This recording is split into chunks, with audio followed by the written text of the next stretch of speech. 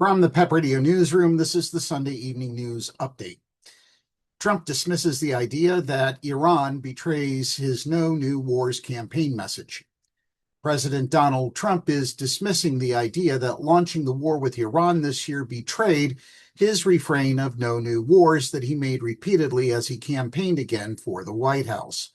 Trump, in an interview that aired Sunday on NBC's Meet the Press, said he didn't guarantee there would be no wars if he were back in office.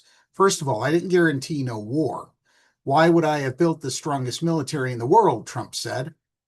Trump also defended plans for a now scrapped $1.8 billion fund that would have compensated allies of the Republican president, and he repeated his baseless claims of mass fraud in California's drawn-out vote count from Tuesday's primary. He ended the interview abruptly when he became frustrated with pushback from NBC's Kristen Welker. In his 2024 campaign, Trump repeatedly cast his Democratic opponents as warmongers and said he was a president who started no new wars and would bring an era of peace. But Trump said in the NBC interview taped Friday in Wisconsin that as a candidate, I didn't promise anything. I don't like these endless wars. This is not an endless war. We've been doing this for 3 months, he said of the war with Iran, which began February 28th.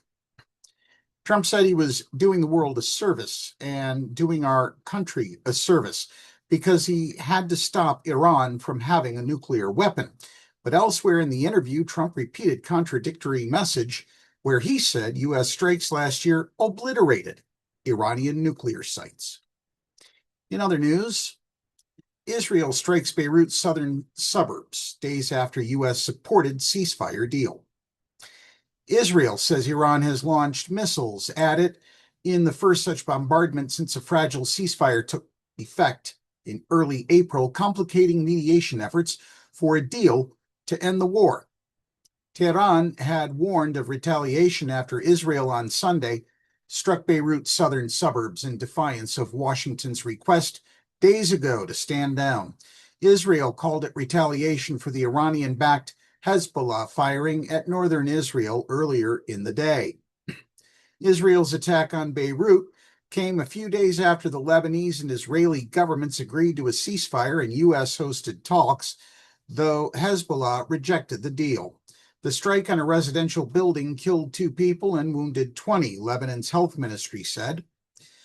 And finally, South Africa's president acknowledges rising tensions over migration. South Africa's president promised Sunday to act on what he called concerns over illegal migration following a rise in anti-immigrant protests and sentiment in Africa's most advanced economy, with other nations claiming their citizens have been targeted in xenophobic attacks. President Cyril Ramaphosa's comments in a speech on national television dedicated to the issue were an acknowledgement of the tensions. Anti-migrant protest groups have said they've set June 30th as a deadline for foreign nationals who are in South Africa illegally to leave and have requested talks with the government. South Africa has a history of violence sparked by anger over the presence of migrants, including in 2008 when more than 60 people were killed in what international rights groups called xenophobic attacks on foreigners. Groups calling for a new crackdown on immigration have gained attention in recent months with a series of protests, and they say foreign nationals in South Africa illegally are exacerbating its extremely high unemployment and placing more pressure on already strained public health and education services. That's the news update for this hour. Our next news update will be at 11 p.m. From the PEP Radio Newsroom, I'm David Moore.